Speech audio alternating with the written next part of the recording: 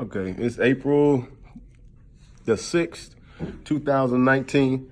Today was the first scheduled meeting for the DirtyWork staff. I'm here, it's about 12:55, and everything's going great for today. We got some equipment together for the camp, got our itinerary established, and things are looking good for the home team right now. Got 2 weeks until it's time for the camp, and the big thing that I'm working on right now is trying to figure out how to put together all of these systems. All right, the big focus up to this point has been impact, and I've said impact over 1,000 times probably, and thinking about what the word impact means, you know, how significant it is, and talking to and about the things we want to teach to the kids. And, you know, the word, it holds a lot of weight because we want to make an impact on these kids' lives. We want to show them how to make impact when they're hitting somebody. And we want this camp to have a long and lasting impact on everything that we do from this point forward. And commitment is the word that keeps coming to my mind today. And it's something that's been weighing on me heavily the last couple of weeks. This thing has gotten to the point where I can't sleep at night. I'm thinking about how to set up drills, which drills are the most effective, and, you know, which ones I need to get rid of, which ones I need to extend. How can we make it applicable for somebody who's just starting to play football and somebody who's been playing for 10 years? You know, that's a big difference, a big disparity in understanding. And, you know, some people have been taught the wrong thing. Some people have been taught the right thing. Some people really understand what they're doing. Some just want to get out and, you know, just try it. So this video is about being committed to the process of everything. The process for me has been being able to take this whole thing on as the head of DW, as a person who's going to be out in front of everybody saying that this impact system is on the same tier with Heads Up. It's on the same tier with Tip of the Spear. It's along the same lines of things that people like Jim McNally and Larry Johnson and Pete Jenkins and all the people that I've studied up to this point, all the things that they teach. And I feel like they're some of the most fundamentally, technically sound people that are in the game. And they've been doing it for a long time. So that's why I draw so much from them. If you watch some of the Heads Up stuff, you might find it to be helpful as far as cues and the things like that.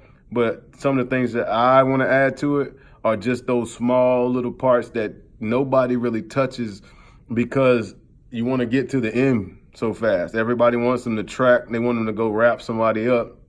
But the part where we're talking about impact, the initial impact, throwing a shoulder punch and being aggressive with a hip strike and hitting people hard enough to make the tackle, make it an effective tackle, and not have momentum from a guy who's running toward the goal line, you know, just kind of blow through somebody who's standing there kind of waiting and shuffling and not really using the things that we know they need to use to push that guy back to where he came from.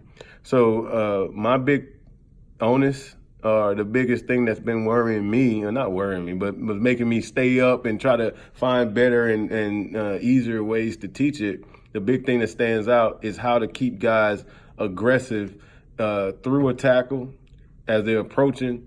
And then once they get there, what's the fundamental thing that I do when I can't use a heads up technique? What's the fundamental thing I do when, you know, the Camp DirtyWork didn't tell me they were going to come straight at me? So I've been, you know, wrestling with the idea of having a portion of the tackle just come straight ahead, have some angle tackle stuff, and then go back to the roll tackle and the angle tackle stuff that we do as the culmination of everything. And staying committed to the process is, to me, is going and finding different resources, people that have taught it in a different way, kind of see what they do, take things from them that I would implement, like leave the things that I would not, and make it functional and a viable thing for somebody who's 7 years old, who doesn't know anything about trying to knock somebody on the ground on purpose, to somebody who's 17 years old, who's been doing it since they were 7 and been in a league where they just told you to go get them. And they've been going to get them until now. Everybody's the same size, or they're bigger than them. Oh, man.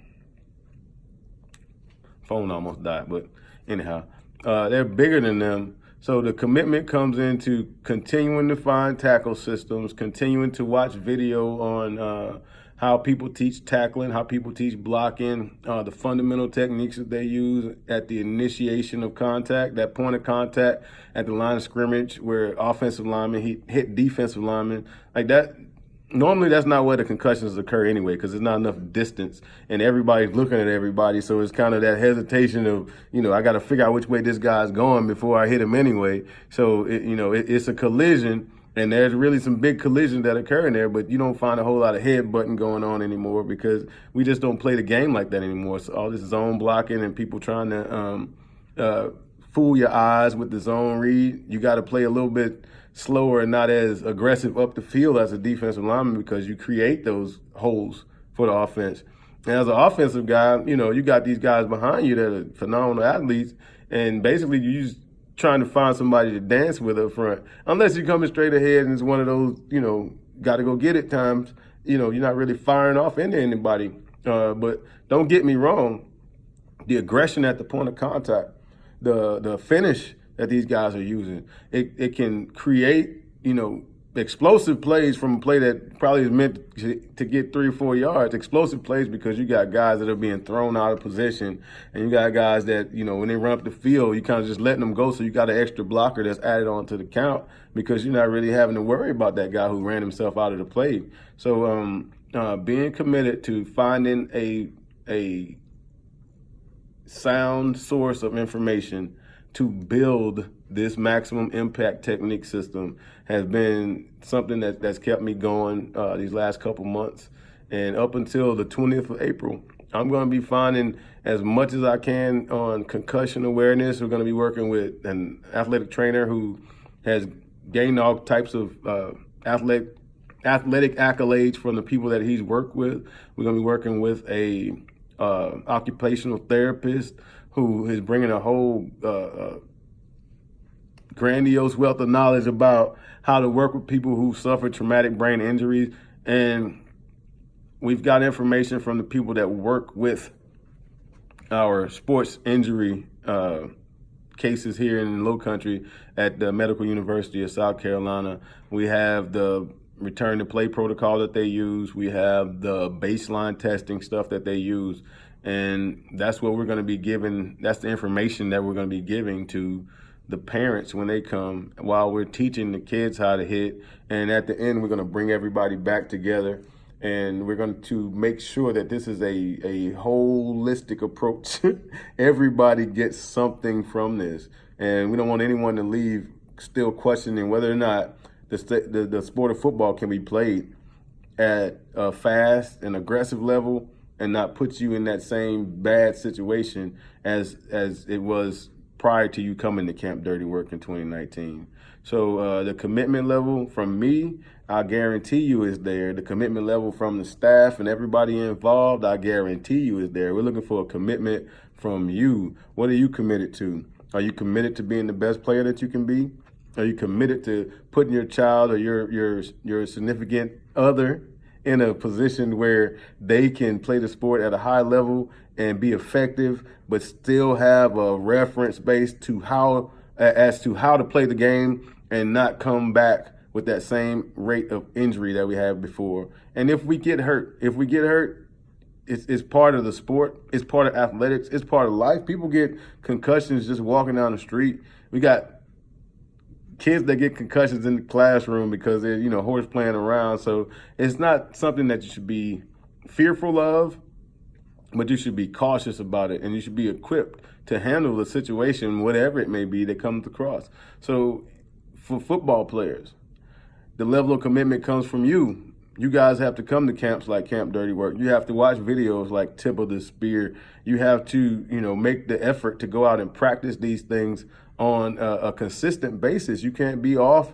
from November until August and think that you're going to have that same skill set just roll over each and every year. This is something that you got to continually build on. That's what off season is made for. That's why you go into the weight room and you get stronger. That's why you come for summer workouts. That's why you come together with your teammates in the same position group and you guys practice the fundamental stuff you need to practice, so it's not something that's foreign to you every time you strap on the pads. Because I think a lot of people use those pads as a weapon, not just for the protection that they were meant for. They use them for a weapon because they don't realize that those pads are just there for protection. They're not really there to apply the pressure against anybody. You use leverage, you use footwork, you use eye discipline, and you use angles to make sure that you're getting to where you need to be to play aggressive, to play fast, to be effective as a player, and not hit somebody from the blind side using the crown of your helmet, or catch somebody when they're not looking to try to get a knockout or ooh-wee hit. That's not what the sport's about anymore.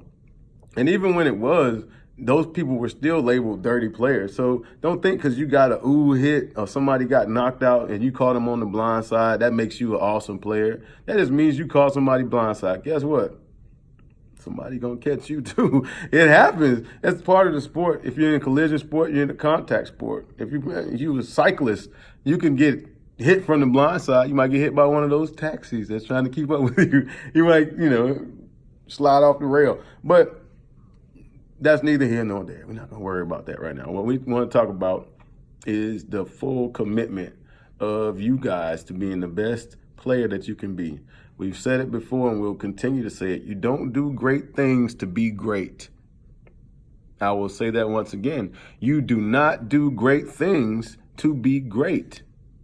You do few, you do small, you do the little bitty things that culminate in you having a solid foundation to build on. Now, if you build a mansion, if you build a woodshed, whatever it is, it doesn't matter, a house of cards, and you don't build it on a solid foundation, that thing is going to crumble.